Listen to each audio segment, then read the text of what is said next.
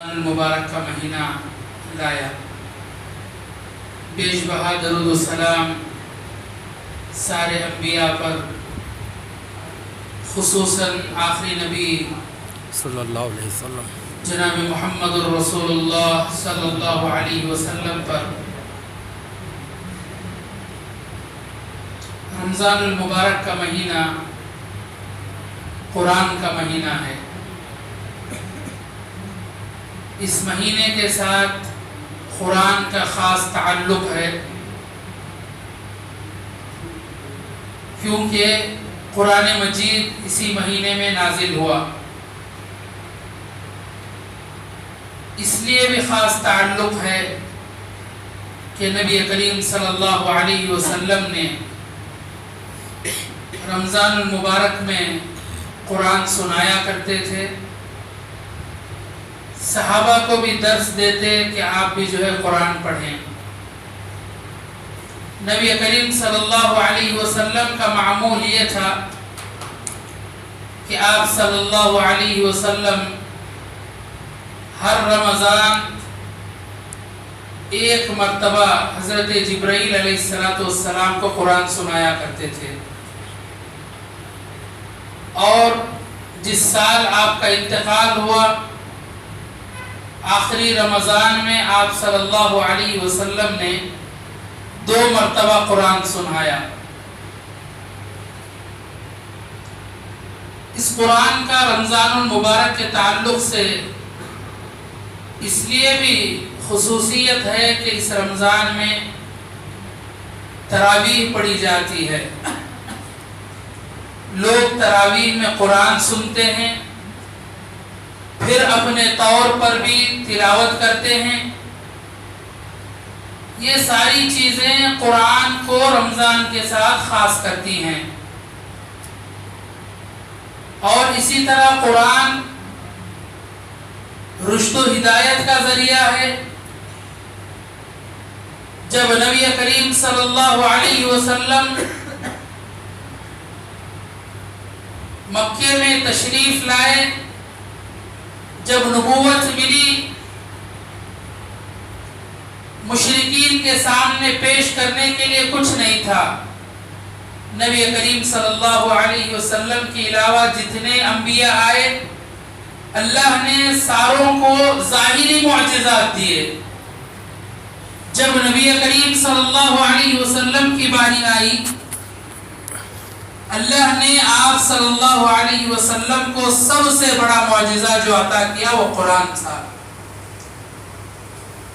کفار سے لڑنے کے لیے، کفار کے لیے ہتھیار بننے کے لیے ضروری تھا کہ اللہ تبارک و تعالیٰ کوئی معجزہ نبی کریم صلی اللہ علیہ وسلم کو دیتا، تو لہذا قرآن مجید کو اتارا، نبی کریم صلی اللہ علیہ وسلم پر مبعوث کیا۔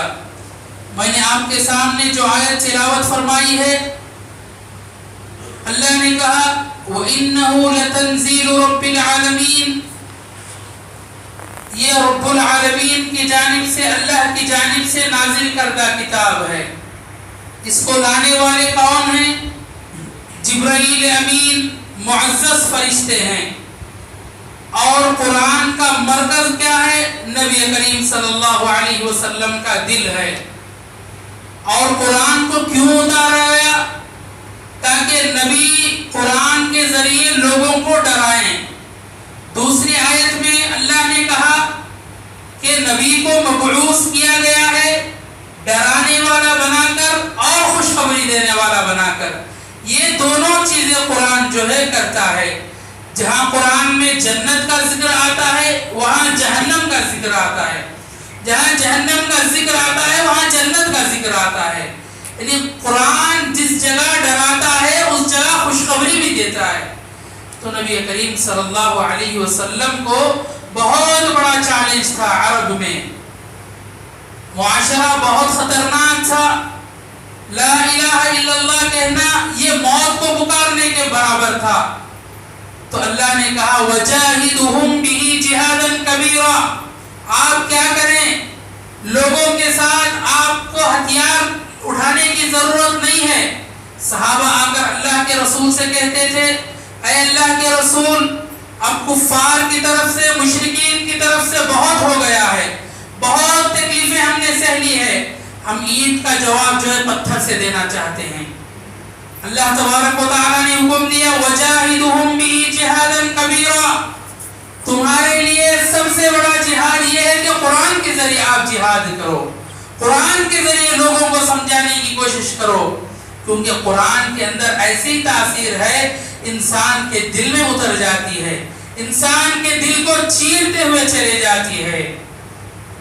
مشرکین کو کہنا پڑا، جو مشرکین دن کے اجالوں میں سارے لوگوں کو یہ کہتے تھے کہ آپ جو ہے قرآن نہ سنیں، محمد کا کلام نہ سنیں، وہی مشرکین کے سردار جب رات کے اندھیرے ہوتے تھے تو چھپ چھپ کر آیا کرتے تھے۔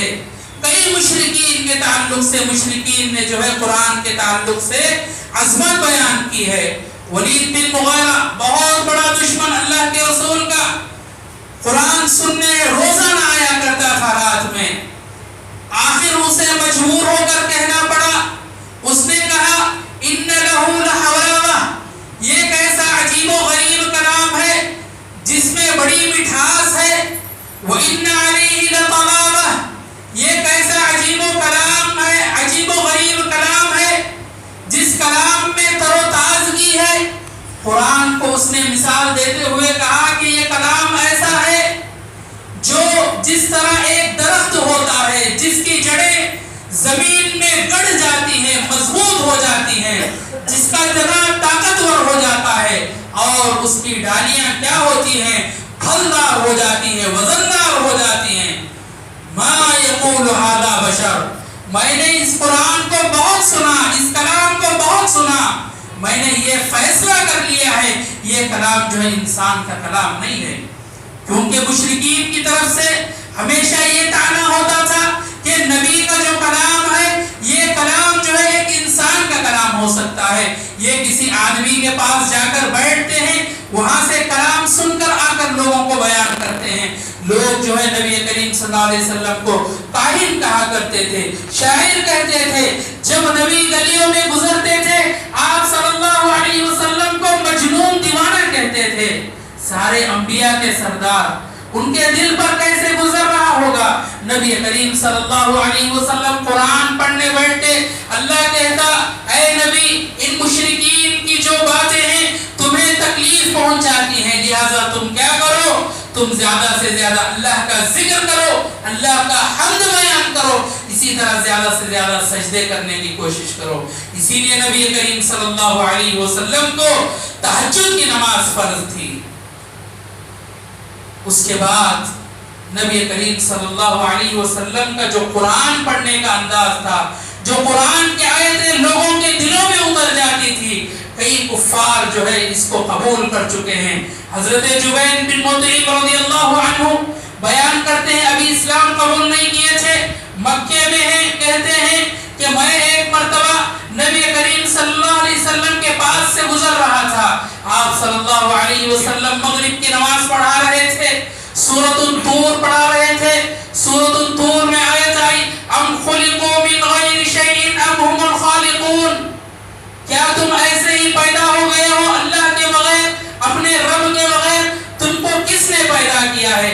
جب یہ آیت میرے دماغ سے گزری، حضرت جبیر کہتے ہیں میں ابھی اسلام نہیں لایا تھا، میرے دل کی حالت یہ تھی کاد قلبی یطیر، گویا میرا دل جو ہے آسمانوں میں جا لگا تھا۔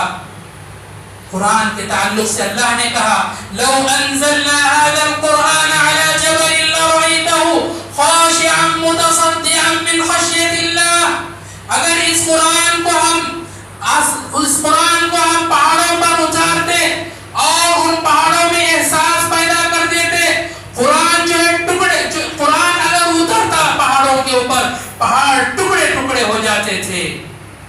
یہ قرآن کی تاثیر ہے، پہاڑوں کی حالت ہے۔ تو انسان کا دل احساس کرتا ہے، کیفیتوں کو سمجھتا ہے۔ اگر انسان قرآن کو اچھے طریقے سے سمجھ لے، اگر عربی کو سمجھ کر قرآن پڑھنے کی کوشش کرے تو اس کے دل کی کیفیت کیا ہو سکتی ہے؟ جب قرآن جو ہے، جب آپ قرآن کو پڑھتے ہیں، قرآن جو ہے ایسے لگے گا آپ کو ہر پل ہر لمحہ قرآن آپ سے سوال کر رہا ہے، قرآن جو ہے آپ سے سوالیں کر رہا ہے. یہ تھا قرآن کا انداز. اسی طرح حضرت عمر رضی اللہ عنہ بیان کرتے ہیں کہ میں ابھی اسلام قبول نہیں کر چکا تھا. حضرت عمر کے تعلق سے بھی آتا ہے کہ نبی کریم صلی اللہ علیہ وسلم کی بعثت کے بعد بہت ستاتے تھے صحابہ کو، ابھی اسلام قبول نہیں کیے تھے. حضرت عمر کہتے ہیں کہ میں ایک مرتبہ طواف کر رہا تھا. آپ جانتے ہیں کہ اسلام سے پہلے بھی لوگ مشرکین بھی طواف کرتے تھے، حج کرتے تھے. حضرت عمر کہتے ہیں کہ میں ایک مرتبہ طواف کر رہا تھا، نبی کریم صلی اللہ علیہ وسلم سورۃ الحاقہ پڑھ رہے تھے. میں جو ہے نبی کے اس کلام کو سنتا جا رہا تھا، میرا دل پگھلتا جا رہا تھا. پھر میں نے اپنے دل کو سمجھانے کی کوشش کی، یہ تو انسانی کلام ہے، میرا دل کیوں اس طرح پگھل رہا ہے. جب یہ بات حضرت عمر اپنے ذہن میں لاتے ہیں، نبی کریم صلی اللہ علیہ وسلم فوراً اس آیت کو پڑھتے ہیں، انہو لقول رسول کریم. یہ کسی انسان کا کلام نہیں ہے، یہ معزز فرشتے جبرائیل جو ہے حضرت محمد رسول اللہ صلی اللہ علیہ وسلم کے دل پر اتارتے ہیں. پھر میرے دل میں یہ آیا کہ یہ کلام ہو نہ ہو کسی شاعر کا ہو سکتا ہے، کیونکہ کلام میں کئی آیتیں ردیف اور قافیہ، جس طرح شعراء جو ہے اپنے اشعار کو بیان کرتے ہیں، اس طرح جو ہے کہیں پر جو ہے اللہ تبارک و تعالیٰ اپنی آیتوں کو بیان کرتا ہے. حضرت عمر کہتے ہیں کہ میں نے تھوڑی دیر کے لیے سمجھا کہ یہ کلام شاعر کا ہو سکتا ہے. فوراً نبی نے آیت پڑھی، وما هو بقول شاعر قلیلا ما تؤمنون. یہ کوئی شاعر کا کلام نہیں ہے، تم بہت کم ایمان لاتے ہو. پھر میرے دل میں یہ خیال آیا، یہ ہونا ہو کسی کاہن کا کلام ہو سکتا ہے، جادوگر کا کلام ہو سکتا ہے. نبی کریم صلی اللہ علیہ وسلم نے آیت پڑھی، وما هو بقول کاہن قلیلا ما تذکرون. یہ کسی کاہن کا بھی کلام نہیں ہے، تم بہت کم نصیحت حاصل کرتے ہو. حضرت عمر رضی اللہ عنہ بیان کرتے ہیں کہ یہی واقعہ تھا جو میرے لیے شرح صدر بنا اور مجھے اسلام لانے پر مجبور کر دیا. یہ قرآن سن کر صحابہ کرام رضوان اللہ علیہم اجمعین اپنے دلوں میں اتارتے تھے. حضرت ابوبکر رضی اللہ عنہ مکے میں تھے، نماز پڑھتے تھے تو گھر کے باہر آنگن میں نماز پڑھتے تھے. جب حضرت ابوبکر نماز پڑھتے تھے، ہر ایک آیت پر اس قدر روتے کہ آزو بازو والی جتنی خواتین ہوتی کفار کی ساری جمع ہو جاتی، سارے بچے جمع ہو جاتے. جیسے ہی ابوبکر رونے لگتے، وہ کفار کی عورتیں بھی رونے لگتی. کفار کے مردوں کو کہنا پڑا مجبور ہو کر، اے ابوبکر آپ جو ہے نماز کو اپنے گھر میں پڑھ لیں، قرآن کو اپنے گھر میں پڑھ لیں. کیونکہ قرآن کو جو سنتا ہے وہ اپنے دل میں اتارنے کی کوشش کرتا ہے. اسی طرح نبی کریم صلی اللہ علیہ وسلم کے تعلق سے آتا ہے کہ آپ صلی اللہ علیہ وسلم ایک مرتبہ مجمع میں قرآن پڑھ رہے تھے. سورۃ النجم کو شروع کر دیا، جہاں صحابہ کرام آپ صلی اللہ علیہ وسلم کی اس تلاوت کو سن رہے تھے، وہیں پر کئی دوسرے کفار کے لوگ بھی تلاوت کو سن رہے تھے. جیسے ہی آخری آیت آئی، آخری آیت میں سجدہ آیا، جہاں صحابہ نے سجدہ کیا وہیں پر سارے کفار جو بھی تھے وہاں سجدہ کر بیٹھے. کیوں سجدہ کیا؟ قرآن کو سمجھتے تھے، عربی کو سمجھتے تھے. قرآن نے سورۃ النجم کی آخری آیتوں میں قیامت کے تعلق سے جو غفلت برتتے ہیں، اپنے آپ کو غافل رکھتے ہیں، ان کے تعلق سے کہا ازفت الازفہ لیس لها من دون اللہ کاشفہ افمن هذا الحدیث تعجبون وتضحكون ولا تبكون وانتم صامدون فاسجدوا للہ واعبدوا. جیسے ہی آیتیں گزری کفار کو مجبوراً جو ہے سجدہ کرنا پڑا. یہ تھی قرآن کی تاثیر جو لوگوں کے دلوں میں اتر جاتی تھی. انسان تو انسان، فرشتے بھی اللہ کے رسول صلی اللہ علیہ وسلم کے اس کلام کو سن کر ایمان لا بیٹھے. نبی کریم صلی اللہ علیہ وسلم ایک مرتبہ وادی النخلا میں فجر کی نماز پڑھا رہے تھے. جنات کا گزر ہوا، فوراً اللہ کے رسول کا کلام سنا، قرآن مجید کو سنا. جیسے ہی انہوں نے سنا ان کو عجیب لگا قرآن مجید، سنتے رہے. جیسے ہی نماز ختم ہوئی اللہ کی طرف سے ہدایت آ گئی. سارے جنوں نے کیا کیا؟ سارے جن مل کر اسلام قبول کر لیے. اللہ تبارک و تعالیٰ نے قرآن مجید میں بڑا بہترین نقشہ کھینچا ہے. وَإِذْ صَرَفْنَا إِلَيْكَ نَفَرًا مِنَ الْجِنِّ يَسْتَمِعُونَ الْقُرْآنَ فَلَمَّا حَضَرُوهُ قَالُوا أَنصِتُوا فَلَمَّا قُضِيَ وَلَّوْا إِلَىٰ قَوْمِهِمْ مُنذِرِينَ قَالُوا يَا قَوْمَنَا إِنَّا سَمِعْنَا كِتَابًا أُنزِلَ مِن بَعْدِ مُوسَىٰ مُصَدِّقًا لِمَا بَيْنَ يَدَيْهِ يَهْدِي إِلَى الْحَقِّ وَإِلَىٰ طَرِيقٍ مُّسْتَقِيمٍ يَا قَوْمَنَا أَجِيبُوا دَاعِيَ اللَّهِ وَآمِنُوا بِهِ يَغْفِرْ لَكُم مِّن ذُنُوبِكُمْ وَيُجِرْكُم مِّنْ عَذَابٍ أَلِيمٍ. اللہ نے کہا کہ اے نبی، اے پیغمبر، آپ یاد کریں اس وقت کو جب ہم نے جنات کو ان کے راستے سے تمہارے راستے کی طرف پھیر دیا. جنات نے اپنے آپ سے قرآن کو سنا اور آپس میں کہنے لگے خاموش ہو جاؤ، قرآن سنو.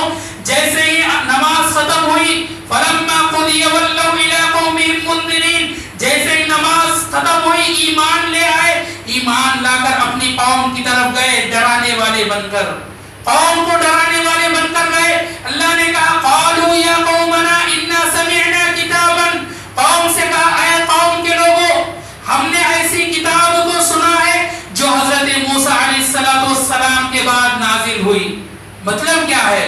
مطلب یہ ہے کہ وہ جنات جو ہے حضرت موسیٰ علیہ السلام پر ایمان لاتے تھے، یہودی جنات تھے. انہوں نے کہا کہ موسیٰ کے بعد جو کتاب نازل ہوئی ہم نے اس کتاب کو سنا، مصدقا لما بین یدیہ یہدی الی الحق، جو حق کی طرف ہدایت کرتی ہے، وإلی طریق مستقیم، اور سیدھے راستے کی طرف جو ہے پھیرتی ہے. یا قومنا، اے قوم کے لوگوں، اجیبوا دعوت الداعی اللہ وآمنوا بہ، اللہ کے رسول کے اس کلام پر ایمان لے آؤ. اللہ تبارک و تعالیٰ تمہاری مغفرت کر دے گا، تمہارے گناہوں کو معاف کر دے گا اور جہنم سے نکال دے گا. یہ جنات کا واقعات ہے. یہ جنات جو ہے اللہ کے رسول کے اس کلام کو سن کر ان کا دل پگھل گیا. میرے بھائیوں، آج بھی اگر ہم اس کلام کو اپنے دل میں اتارنا چاہتے ہیں،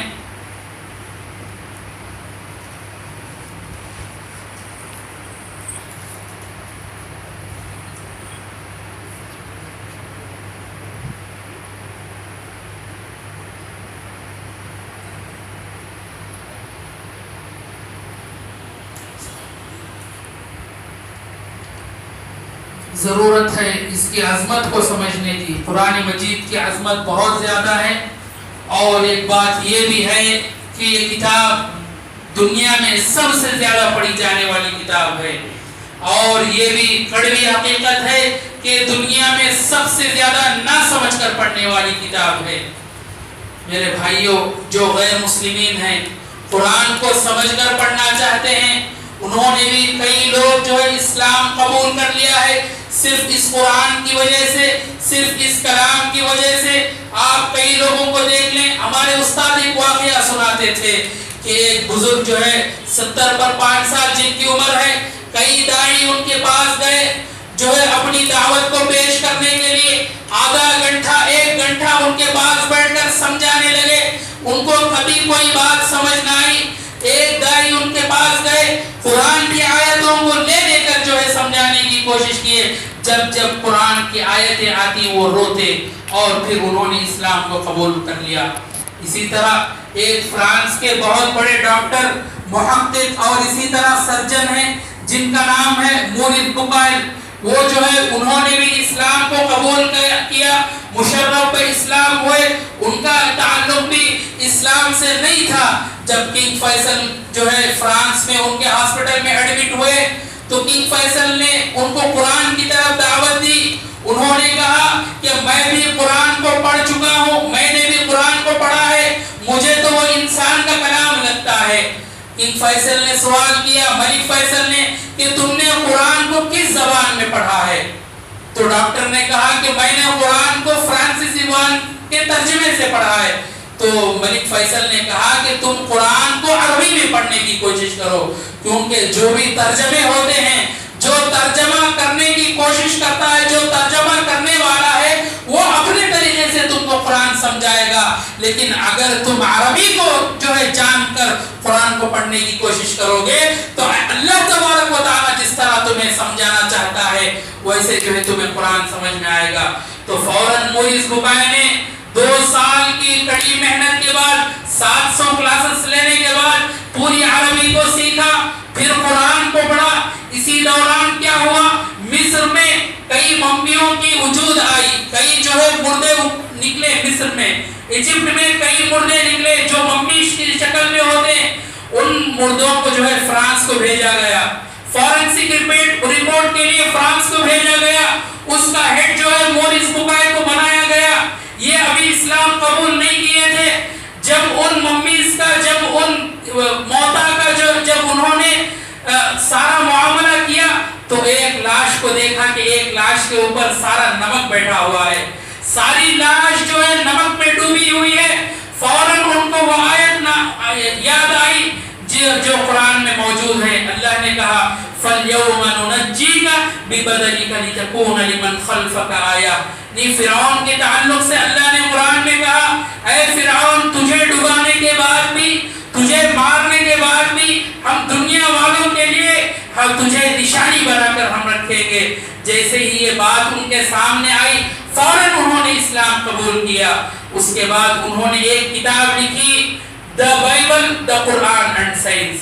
اس میں انہوں نے جتنے بائبل اور سائنس میں جو نا اتفاقی تھی ان ساری چیزوں کو بیان کیا۔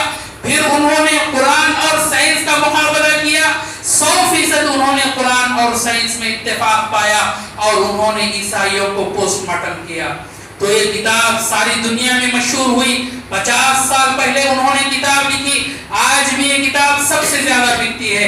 اگر آپ اس درس کو سننا چاہتے ہیں تو یوٹیوب میں آپ جو ہے اس کتاب کا نام لکھ دیں، دا Bible the Quran and science, آپ کو مل جائے گی۔ تو یہ قصے تھے جو نبی کریم صلی اللہ علیہ وسلم کی کتاب اگر سمجھ کر پڑھتے ہیں، اگر سمجھ کر سنتے ہیں تو یہ کتاب آج ہمارے دل میں بھی اتر سکتی ہے۔ اللہ نے کہا وَلَوْ أَنَّ قُرْآنًا سُيِّرَتْ بِهِ الْجِبَالُ أَوْ قُطِّعَتْ بِهِ الْأَرْضُ أَوْ كُلِّمَ بِهِ الْمَوْتَىٰ۔ نبی کریم صلی اللہ علیہ وسلم نے بھی قرآن کو صحابہ کرام تک پہنچایا اور صحابہ نے ہم تک پہنچایا، اور اللہ نے قرآن میں کہا کہ اے لوگو، ہم نے قرآن کو تمہارے لیے آسان کر دیا ہے۔ نوجوانوں سے یہی گزارش ہے کہ نوجوان عربی کو سیکھنے کی کوشش کریں۔ اللہ نے قرآن میں کہا کہ قرآن میں اتنی طاقت ہے کہ زمین کو ریزہ ریزہ کر سکتی ہے، اور یہی وہ قرآن ہے جو موتیں کو بھی جو ہے بات کرا سکتی ہے، یہی وہ قرآن ہے۔ نبی کریم صلی اللہ علیہ وسلم صحابہ سے بھی قرآن سنتے تھے، خود بھی قرآن پڑھتے تھے، صحابہ سے بھی قرآن سنتے تھے۔ حضرت عبداللہ بن مسعود رضی اللہ عنہ کو ایک مرتبہ کہتے ہیں اللہ کے رسول اے عبداللہ بن مسعود، میرے لیے آپ قرآن کی تلاوت کریں۔ حضرت عبداللہ بن مسعود قرآن کی تلاوت کرنے لگ جاتے ہیں، سورۃ النساء پڑھنے لگ جاتے ہیں۔ فوراً اس آیت پر جب پہنچتے ہیں فَكَيْفَ إِذَا جِئْنَا مِن كُلِّ أُمَّةٍ بِشَهِيدٍ وَجِئْنَا بِكَ عَلَى هَؤُلَاءِ شَهِيدًا۔ اس میں اللہ نے کہا کہ ہر امت کے لیے گواہوں کو قیامت کے دن لے کر آئے گا، اور امت محمدیہ کے لیے اللہ کے رسول صلی اللہ علیہ وسلم کو گواہ بنائے گا۔ فوراً نبی کریم صلی اللہ علیہ وسلم رو رہے تھے، نبی کریم صلی اللہ علیہ وسلم کی آنکھوں سے آنسو جاری تھے، قیامت کے دن کو یاد کر حشر کے میدان کو یاد کر فوراً عبداللہ بن مسعود سے کہا حسبک حسبک، اے عبداللہ بن مسعود رک جاؤ رک جاؤ۔ جب عبداللہ بن مسعود جو ہے چہرہ اٹھاتے ہیں تو آپ صلی اللہ علیہ وسلم رو رہے تھے قیامت کو یاد کر کے۔ یہ تھا قرآن۔ پھر یہ قرآن جب جو ہے بادشاہوں کے محلوں میں جو ہے پڑھا جاتا ہے تو بادشاہ اسلام قبول کر لیتے ہیں۔ ایک آخری واقعہ بیان کر کے میں اپنی بات کو ختم کرتا ہوں۔ جب نبی کریم صلی اللہ علیہ وسلم کو تکلیفیں زیادہ ہو گئی مکے میں، آپ صلی اللہ علیہ وسلم نے حکم دیا ایک جماعت کو کہ وہ حبشہ کی طرف ہجرت کر جائے۔ جب مسلمان حبشہ کی طرف ہجرت کر گئے تو وہاں پر ایک بادشاہ تھا، وہ بادشاہ جو ہے مسلمانوں کو ویلکم کیا، مشرکین سے یہ دیکھا نہ گیا، مشرکین جلنے لگے، پھر مشرکین جا کر بادشاہ کو غلط سلط باتیں مسلمانوں کے تعلق سے کہنے لگے۔ بادشاہ نے مسلمانوں کو بلایا اور کہا کہ تمہارا بیان کیا ہے، تمہارا دین کیا ہے؟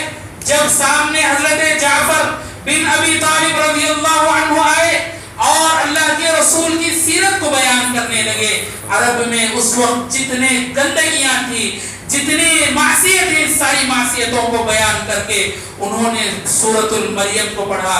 جیسے ہی سورۃ المریم ختم ہوئی، دیکھا کہ بادشاہ زار و خدار رو رہا ہے، بادشاہ جو ہے کرسچن تھا، عیسائی تھا، اور بادشاہ جو ہے اپنے جو محل میں جو تن کا اس کے پاس سامنے پڑا ہوا تھا، تن کے ان کو اٹھا کر کہتا ہے اللہ کی قسم، اللہ کی قسم، عیسیٰ علیہ السلام کی سیرت میں اور قرآن کی اس کلام میں کوئی شک نہیں ہے، کوئی جو ہے اس میں دو رائے نہیں ہے۔ پھر وہ مسلمان ہو گئے۔ یہ تھی قرآن کی عظمت، یہ تھی قرآن کی تاثیر۔ قرآن کو پڑھنا چاہیے، جہاں ہم قرآن کو رمضان المبارک میں سنتے ہیں یہ بھی نیکی ہے، اسی طرح قرآن کو ترجمے کے ساتھ پڑھنا یہ اس سے بڑی نیکی ہے۔ لہٰذا میرے بھائیوں، کئی زندگیاں بدل چکی ہیں، قرآن کو ترجمے کے ساتھ پڑھنا چاہیے۔ نبی کریم صلی اللہ علیہ وسلم نے کئی فضیلتیں بتائی ہیں قرآن پڑھنے کی وجہ سے۔ میں دو فضیلتوں کو بیان کرتا ہوں۔ اللہ کے رسول نے کہا الماہر فی القرآن مع السفرۃ الکرام البررہ، جو مہارت کے ساتھ قرآن مجید کو پڑھتا ہے، فرشتے جو معزز فرشتے ہیں، اللہ تبارک و تعالیٰ ان فرشتوں کو ان کے ساتھ کر دیتا ہے۔ دوسری حدیث نبی کریم صلی اللہ علیہ وسلم نے کہا کہ جو بندہ قرآن پڑھتا ہے، قرآن اسے قیامت کے دن آ کر اس کی سفارش کرے گا، کہے گا اے اللہ میں نے اسے راتوں کو جگا کر رکھا، راتوں میں میں نے اسے جگا کر رکھا تاکہ وہ قرآن پڑھے، اسی لیے اللہ میں میری سفارش جو ہے اس کے حق میں قبول فرما لے۔ آخر میں اللہ تبارک و تعالیٰ سے دعا ہے کہ اللہ تبارک و تعالیٰ ہم تمام کو قرآن کو سمجھ کر پڑھنے کی توفیق عطا فرمائے۔ آمین وآخر دعوانا الحمدللہ رب العالمین۔ سبحانک اللہم و بحمدک، واشہد ان لا الہ الا انت، استغفرک۔